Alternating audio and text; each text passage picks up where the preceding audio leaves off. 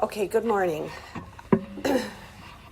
So we are gathered here today. Just kidding. That sounds a terrible way to start a day of mourning, but it's kind of appropriate. So we are here today on the precipice of like a big day on the calendar, right? We started to talk about this last week when we spoke about the energy of the time of year that we're in. I'll just repeat, I think most of you were here, but I want to repeat the one, come on in. I want to repeat just the one point that I think is really important and hopefully will also lead us into a little bit of a good way to think about what we're about to embark on, okay?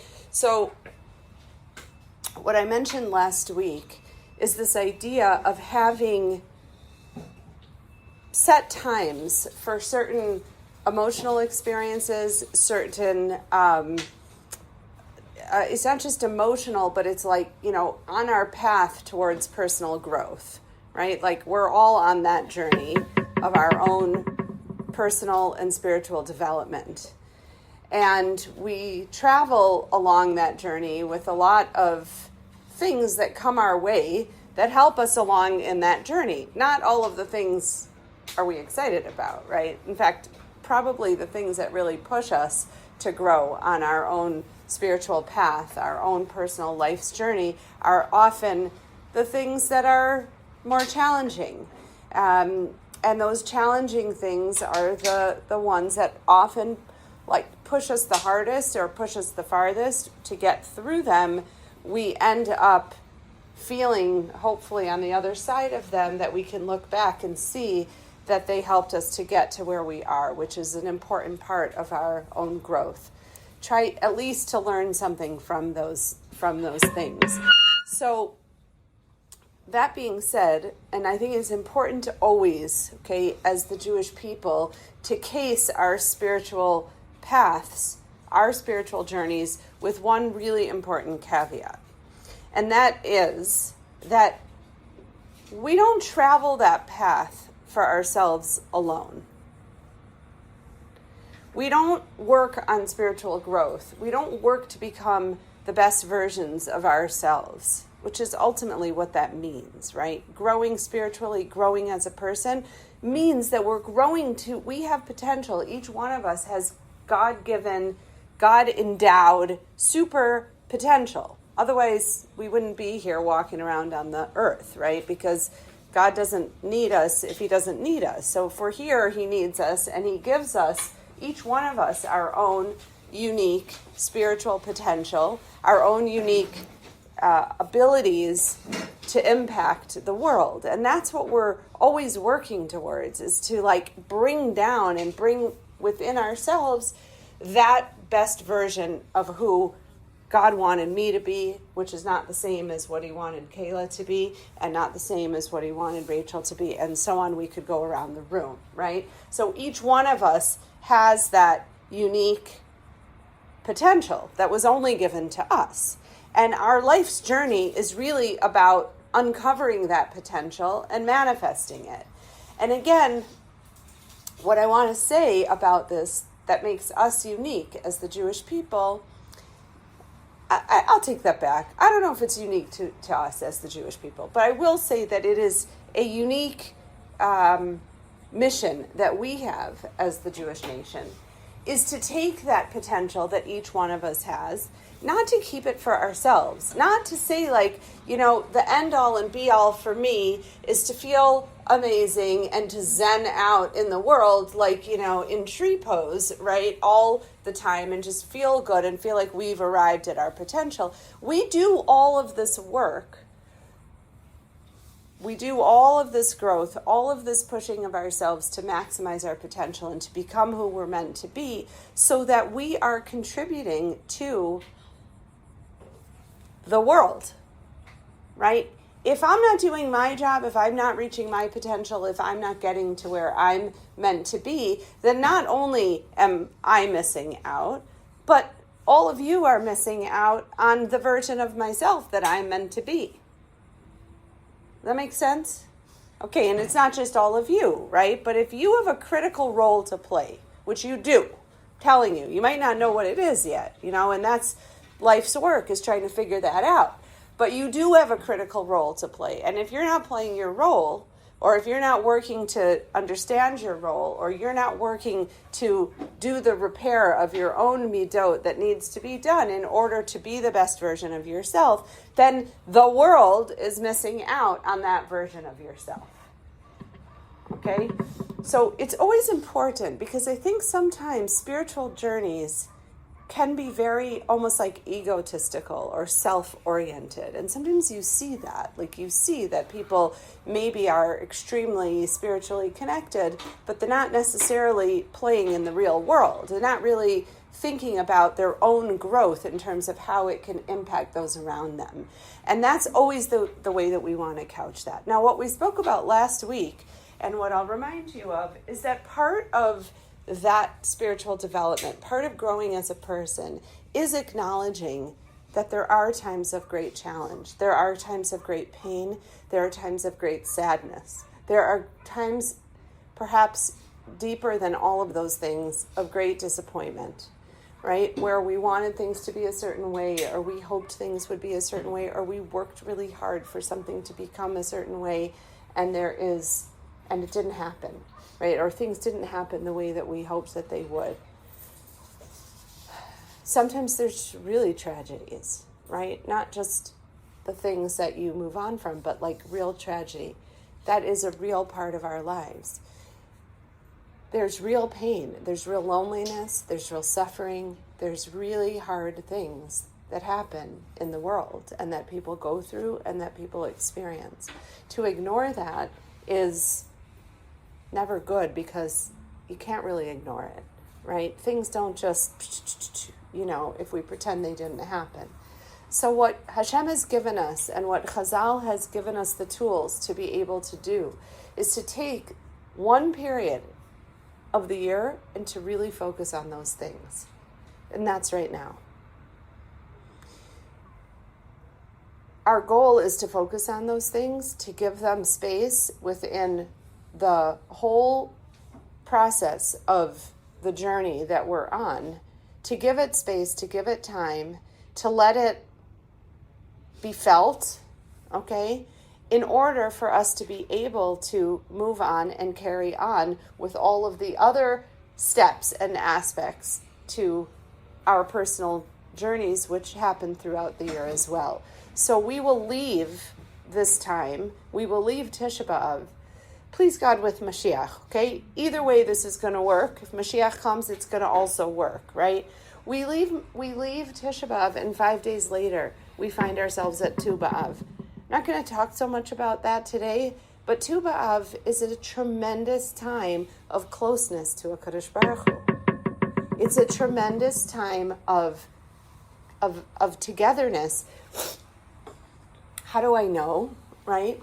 Because we leave Tisha B'Av, and Thursday, okay, that's tomorrow. The next day is Friday, and Shabbos. This Shabbos, what do we call?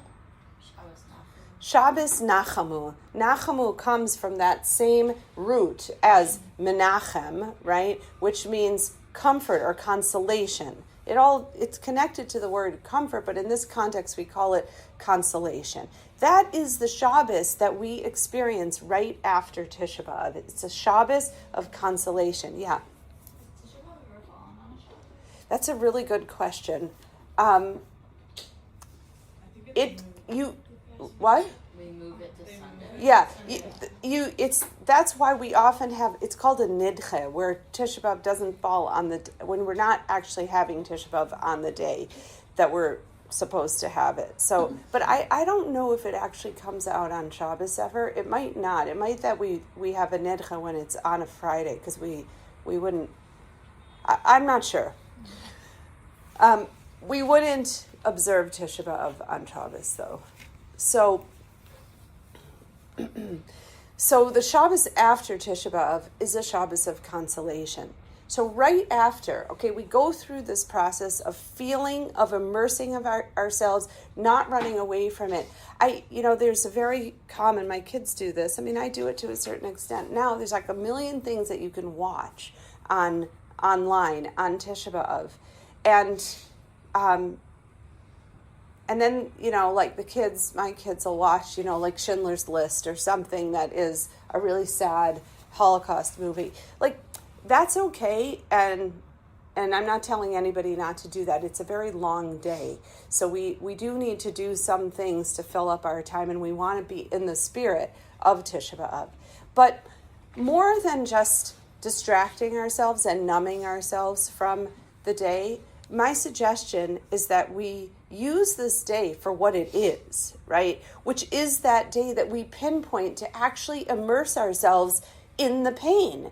Go into it, experience it. Try to allow yourself to really be there, be in the moment, bring down the unique energy of Tisha B'Av for one day. And then we start the process of coming out of that and being consoled, and then moving on to Tu B'Av, which is this beautiful day where Zivugim came together, like life starts again, right? Life starts anew. Just a few days later, just on a personal anecdote, my husband and I went to a wedding on Tu B'Av before we were husband and wife, and that was the day that we decided to start dating, right? On Tu B'Av, it's a tremendous time of closeness with HaKadosh Baruch Hu, and we go from Tu B'Av into Elul. We don't have time now to go into what Elul is about, but we go from Elul to Rosh Hashanah to Yom Kippur to Sukkot, like this unbelievable time of spiritual connection, of closeness to Hashem, of closeness to each other, of working on ourselves in a way that allows us to move on and continue life in a joyous and positive way, knowing who we are, manifesting who we are. But it starts by acknowledging what's hard, what's broken, what's sad, what's painful. And that's where we are today, and it's okay. We don't have to try to run away from it because it's only one day. It's just this one day.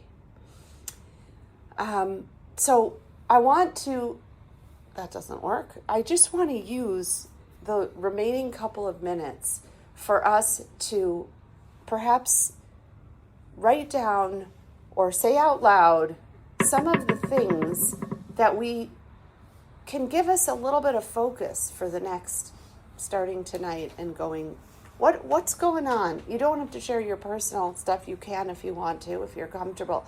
But what is going on that really we can focus on that will allow us to fully experience the depth of where we are in this cycle of our journeys? Yeah. Sometimes I struggle with connecting to Tisha B'Av because I focus only on the Beis HaMikdash. And I think to myself, even if I don't fully understand the Beis HaMikdash, I can understand that it's a loss of connection to Hashem, and I can mourn that. Okay, so you're bringing up a very good point, okay? Ultimately, these days were enacted because of the destruction of the Beit HaMikdash, both of them, right? So I don't, did you say that you are able to mourn the loss of the Beit HaMikdash, or that's the part that's hard? I can now. I'm in a better place now, but for a long time it was a little hard. Right, it's hard. Why is it hard? So long ago. It was so long ago, and We personally weren't there. We didn't have the Beit HaMikdash, so it's hard to mourn something that you never had, right? It's hard to mourn a loss of something that you never knew. I'll just tell you one story about this. My Rebbe, Rav Michael Tursky in Milwaukee, he talks about the loss of his father when his father passed away as a time of excruciating pain, and he could not be consoled from it. His father was the first Rebbe to come to Milwaukee, the first Tursky to come to Milwaukee. His name was Yaakov Yisrael Tursky, known as the Hornesteipler Rebbe. And Rav Michael he had 5 sons, Rav Michael and his twin brother Aaron, who was the dean at Hofstra Law School. So Rav Aaron and Rav Michael, my Rebbe, they were twins, the youngest children. And Rav Michael is the one that came back to Milwaukee to take over as the next Rebbe there and to build the community, which he did a beautiful job of. So he was very close to his father. And he told this story once on Tisha B'Av about a relative in the family, I don't remember who it was, who, it was, I think, maybe a brother-in-law, his brother-in-law, who had lost, his father had perished in the Shoah before he was born, before this person was born. He came, or he wrote a letter, I'm not sure which, to Rav Michal, saying to him the following. He said, you are mourning your father, who you were zocha to have a relationship with for however many years. You knew your father, you loved your father, you knew what he wanted to give to you and to tell you and to teach you. He said, for me, I never knew my father. So I mourn the loss of a relationship with a father that I never knew. And that, he says, that was the only thing that ever gave him comfort in the whole time of Shiva, with all the people that came. That's what gave him comfort, that he knew what he had lost, but we don't know what we lost. We have no idea.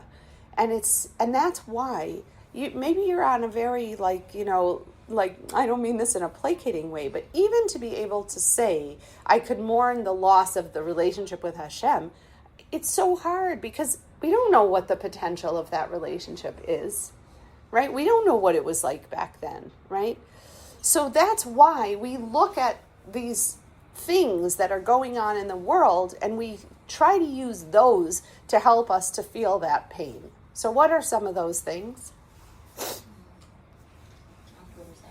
Yeah, good. October 7th. Today all of us have lived through the tragedy. We don't even have to try very hard or go back and watch Schindler's List. We can just, know what happened on October 7th. Yeah. I don't know.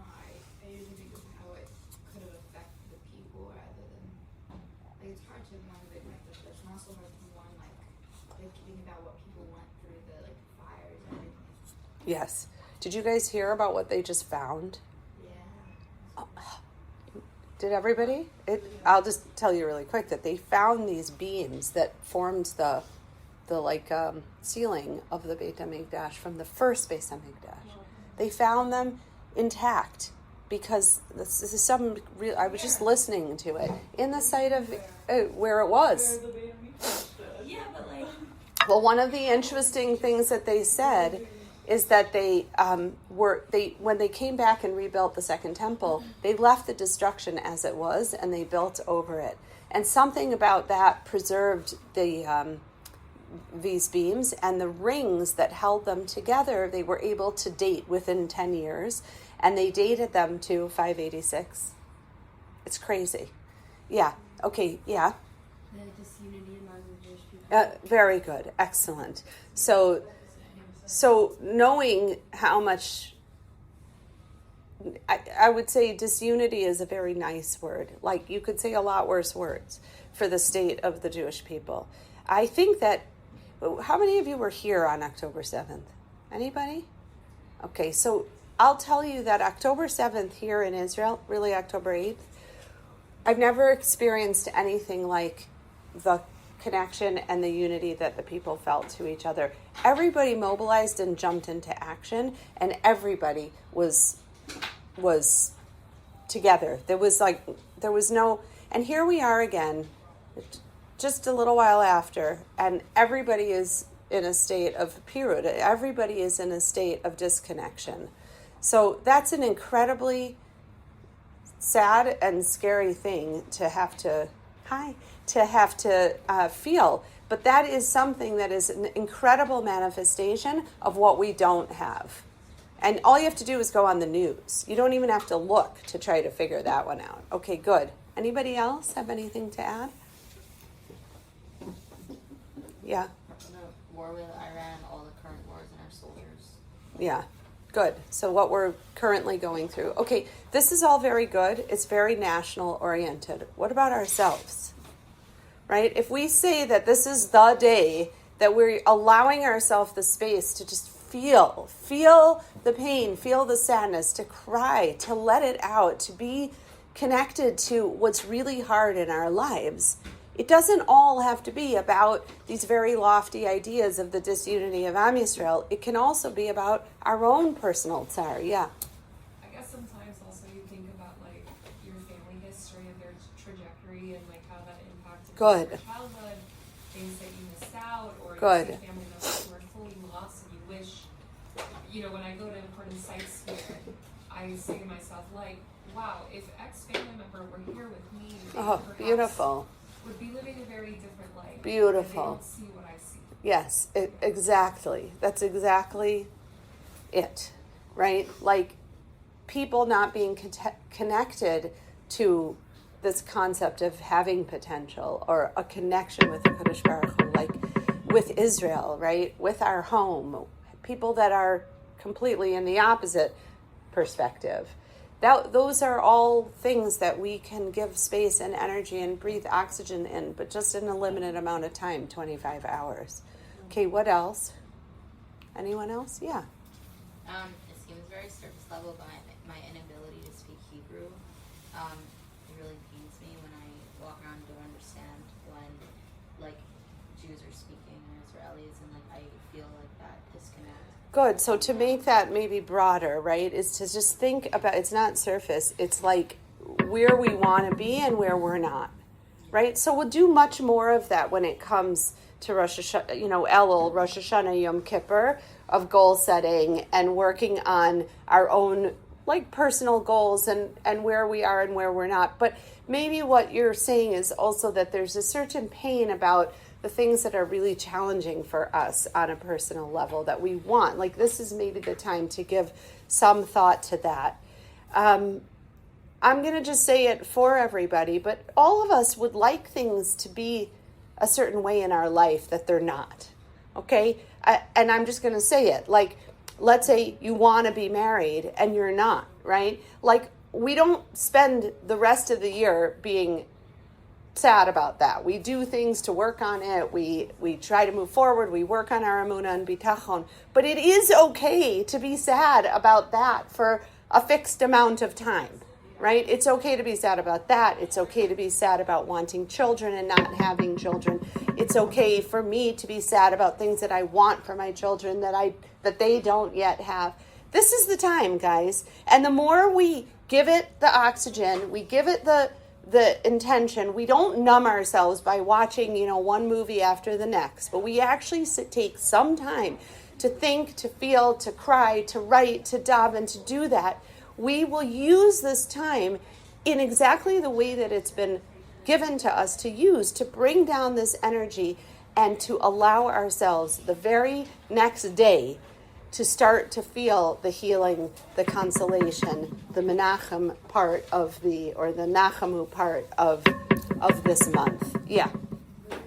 It's not so hard. It's a little bit hard to say oh my God, that's so sad. But sometimes if I really want to feel it, I'll search up videos and I'm see other people talking about something. Good. Like the same thing that we're going through, and I'm like. Good. I'm just telling you, don't run away from it. Put your kishkas into feeling the pain, okay? Put it in because that's what tomorrow is all about. And then you're going to get up the next day, you're going to put on your music, you're going to wash your clothes, and you're going to start the process of moving out of it and into a very special and holy time. Okay? So with that, I wish everybody a meaningful day. For those of you that are coming to the Old City tonight, maybe I'll see you. And... Wait, hold on.